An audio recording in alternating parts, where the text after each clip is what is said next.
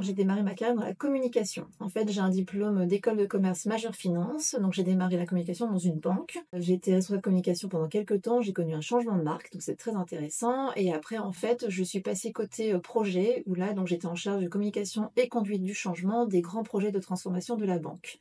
Après, j'ai enchaîné sur un poste de communication du CEO de la banque. Et donc dans son périmètre, il avait la direction de l'immobilier. J'ai fait mes premiers pas avec la matière donc pour communiquer autour des projets immobiliers.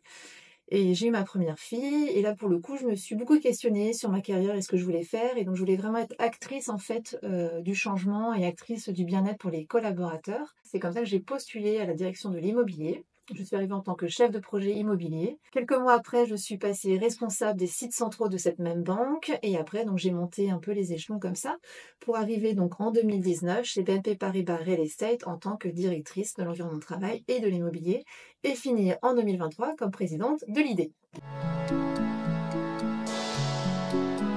J'ai fait mes premiers pas dans l'association en 2019 lorsque j'ai pris mon poste chez BNP Paribas Real Estate en tant que directrice environnement de travail. Donc ce qui m'a attirée en premier, c'était d'abord la curiosité. Donc j'étais curieuse de savoir ce qu'on faisait dans une association professionnelle. Après, je suis restée très en retrait parce qu'en parallèle, je travaillais sur un énorme projet qui s'appelait Métal 57, qui était en fait la construction de notre nouveau siège social. Donc ça m'a pris un petit peu de temps puisque du coup, on a déménagé en 2022, donc j'étais vraiment à fond sur ce projet. Mais c'était aussi pouvoir intégrer le cœur de la profession et donc intégrer un réseau de professionnels. Alors, mon rôle de présidente, c'est être un peu l'ambassadrice des métiers de l'environnement de travail. Donc, pour moi, le rôle d'une présidente, c'est représenter les métiers, c'est bien évidemment les valoriser et c'est fédérer l'ensemble des membres et surtout, c'est être actrice du changement. Pour moi, les maîtres mots de ma présidence, c'est le leadership et la fédération. C'est l'engagement, bien évidemment, et l'implication. Et c'est la responsabilité et la vision. Depuis 2019, surtout ce que j'ai vu évoluer, en fait, c'est le retour de la convivialité. Donc, suite à la crise sanitaire, ça a été un vrai plaisir de voir surtout tout le monde se réunir et pouvoir de nouveau être en présentiel. Ça a été la concrétisation du programme de formation. Donc c'est un projet en fait qui a démarré sous la présidence de Gilbert Blaise, donc il y a de ça quand même quelques années. En 2025, ça y est, on peut enfin proposer un programme de formation à nos membres. Ce qui est important pour moi depuis ma présidence, ça a été d'être dans la continuité de ce qui a été entamé par Gilbert Blaise et Latifa Akou. Par contre, ce qu'on a fait avancer d'un grand pas, c'est le déménagement donc, des équipes permanentes en septembre 2024. Et donc là, c'est avec beaucoup de fierté qu'en fait, on a pu leur offrir un environnement de travail qui correspond exactement à ce que nous, on propose en tant que professionnels des environnements de travail aux occupants de nos immeubles.